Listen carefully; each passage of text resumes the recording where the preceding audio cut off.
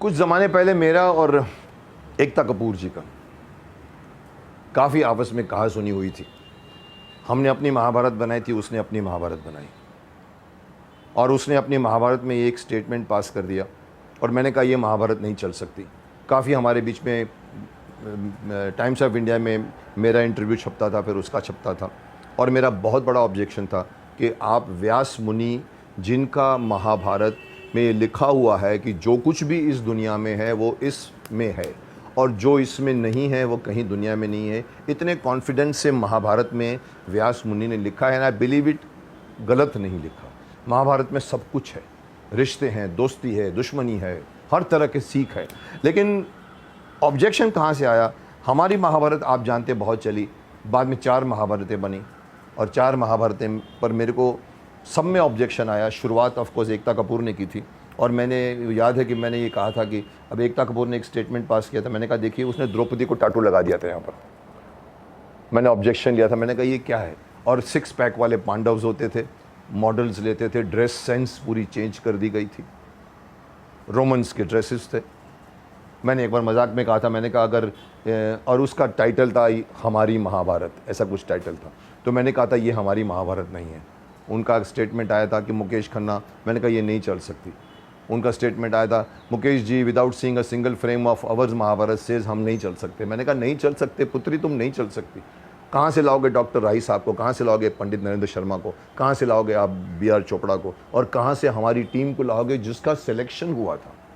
मैं 15 फिल्मों का हीरो था, मूछ लगाकर, मुकुट लगाकर, धोती पहनकर मैंने ऑडिशन दिया था, फिर जाकर सिलेक्शन हुआ था। यहाँ तो आप बन जाइए भीष्म, आप बन जाइए द्रौपदी, जो पॉपुलर एक्टर है उनको बनाया था। तो मैंने शुरुआत से किया, जैसे कि मैंने कहा ये नहीं चलेगी, लेकिन कारण ये नहीं था कि हमारे से उनके पास डायलॉग्स नहीं थे, लेकिन मेरा ये ऑब्जेक्शन था कि आप, कई बार मुझसे लोग आज भी कहते हैं सर आपकी महाभारत अच्छी थी लेकिन उनकी महाभारत, मैंने कहा छोड़ो अच्छी को, आपको ऑब्जेक्शन नहीं है कि चेंज कर दिया गया है? और द्रौपदी तो छोड़िए, सत्यवती को भी इस बार की महाभारत में पूरा चेंज कर दिया गया था।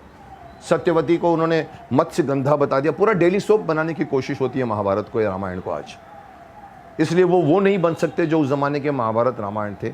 लोगों को पसंद आएगा आज के बच्चों को, लेकिन जो चेंजेस होते हैं उसका ऑब्जेक्शन हिंदू, हमारी संस्कृति वालों को उठाना चाहिए। आपको किसने हक दिया है आप चेंज करते हो? अगर मैं आपको एक इंसिडेंट दूं भीष्म पितामह का, भीष्म प्रतिज्ञा के बारे में अगर आपको मैं बताऊं,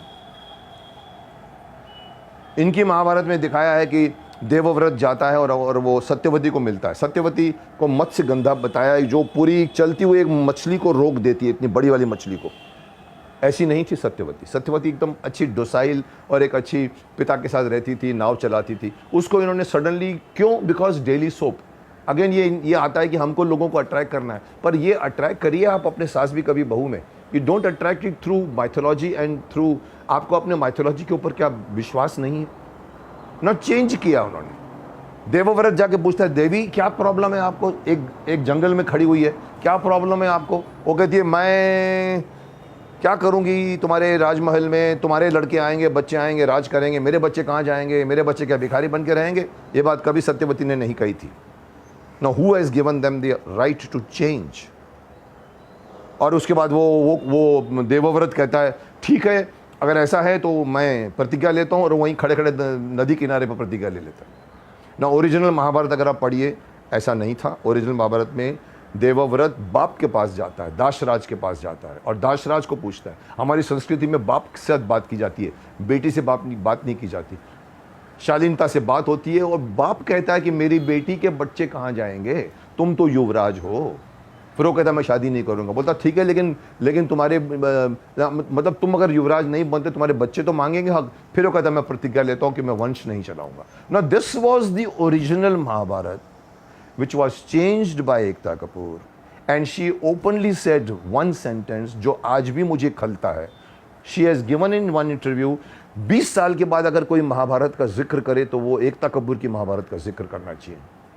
This is the most atrocious statement given by anybody. It is like Lord Macaulay in 1835 saying, अगर हमारे इस हिंदुस्तान का जिसको हमने गुलाम बनाया है इसका इतिहास अगर कोई जानना चाहे तो वो हम जो लिख कर देंगे वो जाने। और उसने किताबें चेंज कर दी, इंग्लिश सिस्टम लाया, गुरुकुल बंद करा दिया। 7 लाख गुरुकुल में से 6,70,000 गुरुकुल बंद कराकर कॉन्वेंट सिस्टम का 6ठी से इंग्लिश स्टार्ट किया, जिसका खामियाजा आज हम भुगत रहे हैं। आज हमारे बच्चे हिंदुस्तान के इतिहास को नहीं जानते उतना है जितना अंग्रेज़ों ने लिख कर दिया है, या अंग्रेज़ों ने किताबें जला दी हैं, खुद उन्होंने दूसरी किताबें बनाई हैं जो लॉर्ड मैकॉले ने। और मैं बता दूं आपको, लॉर्ड, आप भी जानते होंगे शायद, लॉर्ड मैकॉले ने वहाँ पर मैसेज भेजा था अपना ब्रिटिश पार्लियामेंट वहाँ पर कि भी मैं ऐसा कुछ करने जा रहा हूँ जो इस देश को हमेशा जो है उसकी संस्कृति को ख़त्म कर देगा। और उसने यहाँ पर इंग्लिश लैंग्वेज डाली थी। This was his plan. So this is something similar.